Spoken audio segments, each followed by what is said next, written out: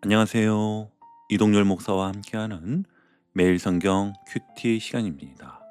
오늘 우리가 함께 나눌 본문은 느헤미야 2장 1절에서 20절 말씀입니다.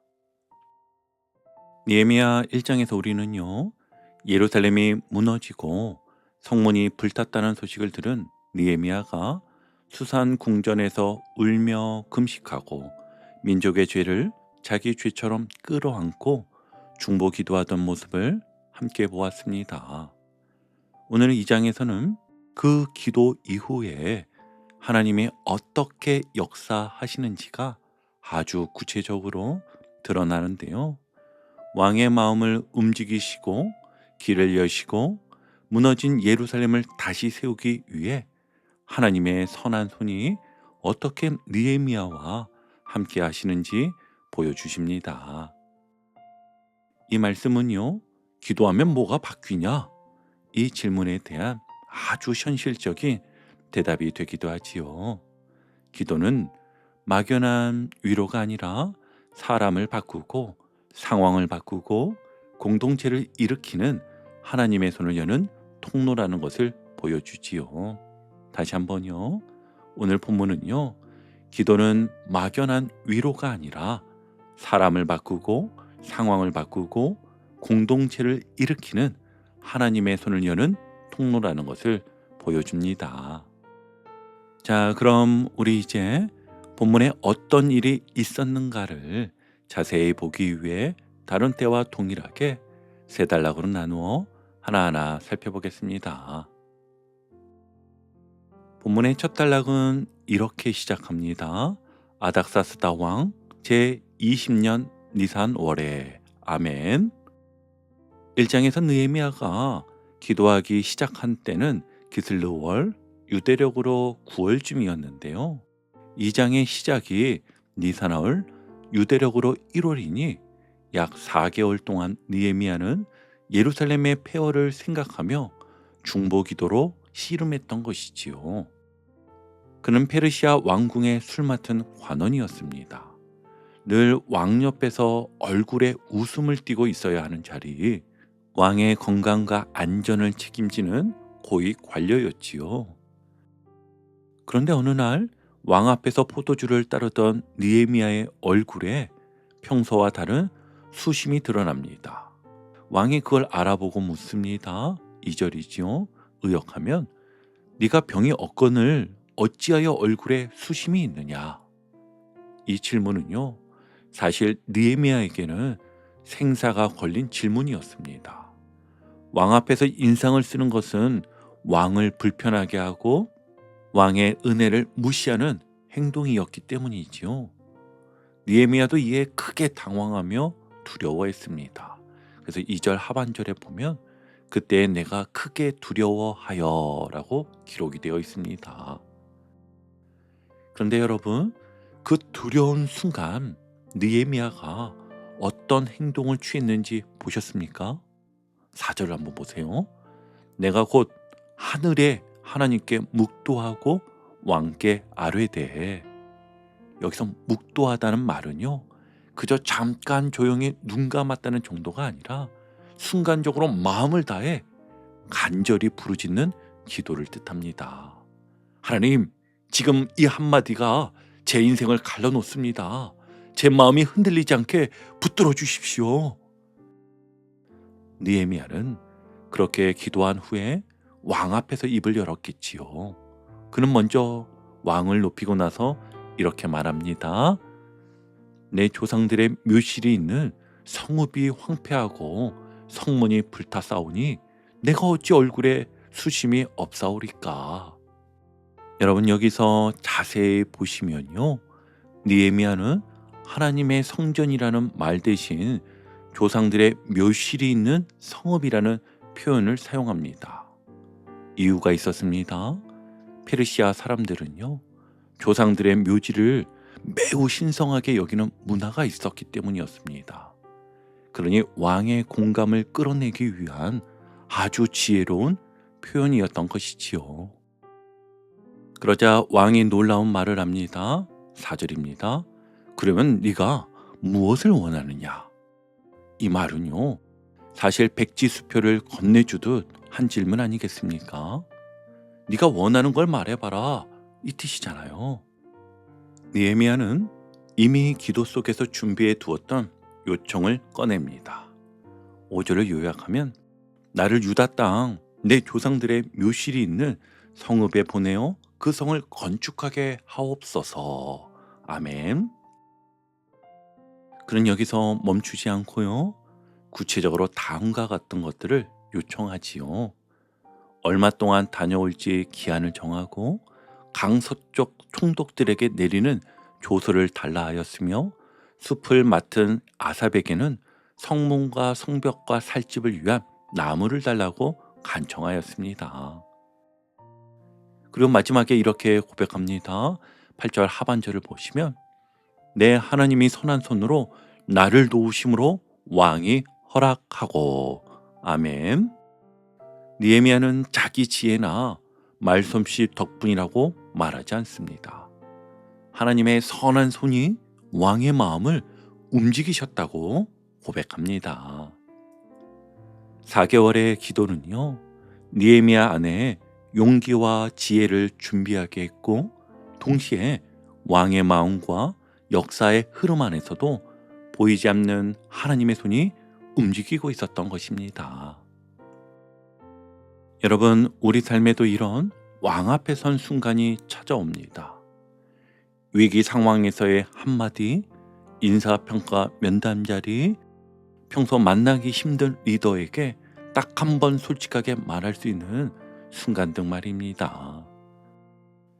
그때를 위해 오늘 우리가 할 수 있는 실천은 무엇일까요? 첫 번째는요, 기도의 시간을 준비의 시간으로 믿고 인내할 줄 알아야 합니다. 응답이 없어 보이는 몇 달의 시간이 헛된 시간이 아니라 느헤미야의 4개월처럼 마음을 다듬고 말과 계획을 준비시키는 시간임을 믿으시길 바랍니다. 그리고 두 번째는요, 중요한 만남 전에는 짧게라도 묵도를 해야 합니다. 회의실에 들어가기 전에, 전화를 받기 전에, 메시지를 보내기 전에 5초에서 10초라도 이렇게 기도해 보세요. 하늘의 하나님, 제 입술과 마음을 붙들어 주옵소서. 그리고 세 번째는 막연한 소원이 아니라 구체적인 요청을 준비해야 합니다. 느헤미야처럼요, 언제까지 무엇을 어떻게가 정리된 기도 제목을 한번 노트에 적어보시길 바랍니다. 이런 모습으로 준비하고 있다면 분명 하나님이 문을 열어주실 때 두려움에 얼어붙지 않고 준비된 사람답게 말할 수 있을 것입니다. 자, 이제 두 번째 단락입니다. 두 번째 단락에서 왕은요, 느헤미야의 요청을 단지 허락만 하지 않고 군대 장관과 마병까지 붙여 보냅니다. 왕의 조서를 가지고 군사 호위를 받으며 느헤미야는 약 1200km, 3개월에 걸친 험한 길을 지나 예루살렘으로 올라갑니다. 그가 지나온 길에 총독들은 왕의 조서를 받고 느헤미야의 통과를 허락했겠지요. 그 과정에서요, 한 가지 소문이 크게 퍼져나갔습니다. 이스라엘 자손을 흥하게 하려는 자가 왕의 명령을 가지고 온다. 당연히 이 소식을 모두 반긴 것은 아니었겠지요. 심히 근심한 사람들이 있었는데요, 바로 사마리아의 지도자 산발락과 암몬 사람 도비아였습니다. 이들은 백성이 무너진 상태에서 얻을 수 있는 정치적, 경제적 이익을 누리며 살던 사람들이었기에 이스라엘이 흥하게 되는 것을 기쁨이 아니라 위협으로 느꼈던 것이지요. 느헤미야는 예루살렘에 도착해 먼저 3일 동안 머무릅니다. 곧바로 사람들을 모아 연설도 하지 않았고 즉시 지시를 내리지도 않았습니다. 그 다음날 밤에 조용히 몇몇 사람만 데리고 성벽을 따라서 나가 살펴봅니다. 성경은 그가 지나간 지점을 구체적으로 적고 있는데요, 13절과 14절을 보니 골짜기 문을 지나 분뇨 문으로 샘문과 왕의 못 쪽으로 가보니 성벽이 너무 무너져서 짐승도 지나갈 수 없을 정도다라고 그가 지나간 지점을 구체적으로 적고 있습니다. 느헤미야는요, 두 가지를 분명히 확인합니다. 먼저는 성벽이 완전히 무너진 곳, 그리고 다음은 성벽이 심하게 좁아지고 약해진 곳을요. 그리고 16절에 보면 그는 아직 아무에게도 자신의 계획을 말하지 않았다라고 합니다. 16절 한번 요약해서 볼까요? 방백들은 내가 어디 갔었으며 무엇을 하였는지 알지 못하였고 나도 아직 유다 사람에게나 제사장들에게나 귀족들에게나 방백들에게나 그 외 일하는 자들에게 아무 말도 하지 아니하였느니라. 아멘. 왜 그럴까요? 이미 100년 이상이나 무너진 성벽 사이에서 그냥 적응해버린 사람들에게 갑자기 성벽을 다시 세우자고 말해도 쉽게 받아들여지지 않을 것을 알았기 때문이었지요. 그래서 느헤미야는 먼저 혼자 직접 보았습니다. 충분히 현실을 또 파악하였습니다. 하나님 앞에서 계획을 가다듬었습니다. 느헤미야는요, 말보다 보는 것이 먼저였고요, 또 지시보다 기도와 조사를 먼저 하는 사람이었습니다. 다시 한번요, 느헤미야는요, 말보다 보기가 먼저였고 지시보다 기도와 조사가 먼저였습니다. 우리도 이렇게 적용해 볼 수 있습니다. 첫 번째는 내 영혼의 답사 시간을 갖기입니다. 하루에 잠깐이라도 스마트폰을 내려놓고 앉아서 내 마음의 성벽을 조용히 돌아보십시오. 말씀과 기도의 성벽이 무너진 부분은 어디인지, 반복해서 무너지는 죄의 틈은 어디인지, 포기해버린 영역은 또 어디인지 여러분 조용히 살펴보는 시간을 가져보시길 바랍니다. 그리고 두 번째는요, 일을 할 때나 사람과의 관계에서도 말보다 먼저 살피기입니다. 어떤 일을 새로 맡거나 어려움에 부딪혔을 때 사람과의 관계도 마찬가지겠지요. 처음부터 내 생각만 강조하지 말고 하루 이틀 정도는 듣고 보고 기록하는 시간을 삼아 보십시오. 왜 이렇게 됐는지를 먼저 이해하는 것이 하나님이 주시는 지혜입니다. 그리고 세 번째는 문제의 우선순위 한 지점을 찾기입니다. 느헤미야가 성벽 전체를 돌며 어디가 더 심각한지 살폈던 것처럼 오늘 내 삶에서 오늘 가장 먼저 고쳐야 할 한 가지를 기도 중에 정해 보십시오. 예를 들면 오늘은 예배 시간만큼은 스마트폰을 끄겠다. 이번 주는 가족 한 사람과 진심의 대화를 나눠 보겠다. 이런 작은 결단부터 시작하는 것입니다. 자, 이제 마지막 세 번째 단락인데요. 느헤미야는 이렇게 충분히 살핀 후 드디어 지도자들과 백성들 앞에 섭니다. 17절입니다. 후에 그들에게 이르기를 우리가 당한 공경은 너희도 보고 있는 바라. 예루살렘이 황폐하고 성문이 불탔으니 예루살렘 성을 건축하여 다시 수치를 당하지 말자 하고. 아멘. 여기서 느헤미야는요, 먼저 현실을 인정하게 합니다. 우리가 당한 공경은 너희도 보고 있다. 예루살렘이 황폐하고 성문이 불탔다. 문제를 덮지 않고 서로 보고 인정하게 만들지요. 그 다음은 가장 중요한 말을 합니다. 18절 상반절인데요. 또 그들에게 내 하나님이 선한 손으로 나를 도우신 일과 왕이 내게 이른 말씀을 전하였더니. 아멘. 자신의 비전을 설득하려고 자기 능력을 자랑하지 않습니다. 오히려 하나님께서 어떻게 도우셨는지를 조목조목 간증합니다. 왕이 먼저 안색을 물어준 일, 네가 무엇을 원하느냐 묻던 순간, 또 유다로 보내주신 거, 총독들을 위한 조서, 아삽에게 나무를 주라 하는 조서, 군대 장관과 마병까지 보내준 일, 이 모든 것을 하나님의 선한 손의 역사로 들려주자 백성들의 마음이 움직였습니다. 18절 하반절이죠. 그들이 말하되 우리가 일어나 건축하자 하고 모든 힘을 내어 이 선한 일을 하려 하매. 아멘. 패배의식과 안주에 젖어 있던 사람들이 한 사람의 믿음의 간증을 듣고 한 목소리로 말하는 장면입니다. 일어나 건축하자. 하지만 좋은 일에는요, 항상 반대가 따릅니다. 산발락과 도비야 그리고 아라비아 사람 겟셈이 이 소식을 듣고 비웃으며 말합니다. 너희가 하는 일이 무엇이냐?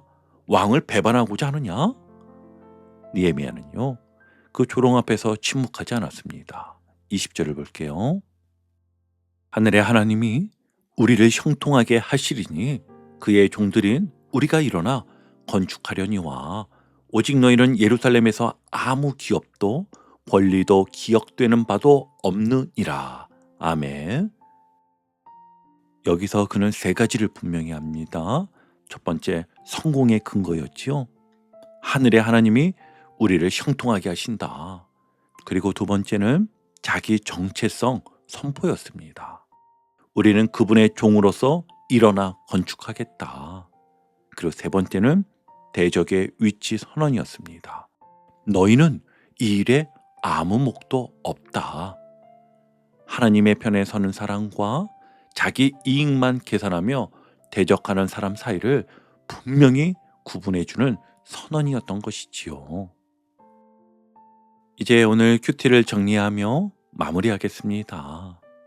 오늘 느헤미야 2장 1절부터 20절은요, 우리에게 이렇게 말해줍니다. 기도하는 사람 위에 하나님의 선한 손이 머문다. 4개월의 기도는요, 느헤미야 안에 용기와 준비를 만들었고 왕의 마음을 움직였으며 예루살렘의 무너진 성벽을 다시 세울 동역자들을 일으켜 세웠습니다. 여러분, 우리의 현실이 여전히 무너진 성벽 같고 주변에는 산발락과 도비아 같은 목소리가 들릴지라도 오늘 본문은 이렇게 약속합니다. 내 하나님이 선한 손으로 나를 도우심으로. 아멘. 오늘도 그 선한 손이 우리 가정과 교회와 일터 위에 조용히 그러나 분명하게 역사하고 계심을 믿습니다. 오늘 하루 기도로 준비되고 조용히 현실을 직시하고 하나님의 선한 손을 간증하며 함께 일어나는 느헤미야의 길을 걷는 복된 하루가 되시기를 주님의 이름으로 축복합니다. 아멘. 오늘도 복음의 기쁨과 확신으로 승리하는 하루 되시길 축복합니다. 함께 해주셔서 감사합니다. 내일 큐티 시간에 다시 뵙겠습니다.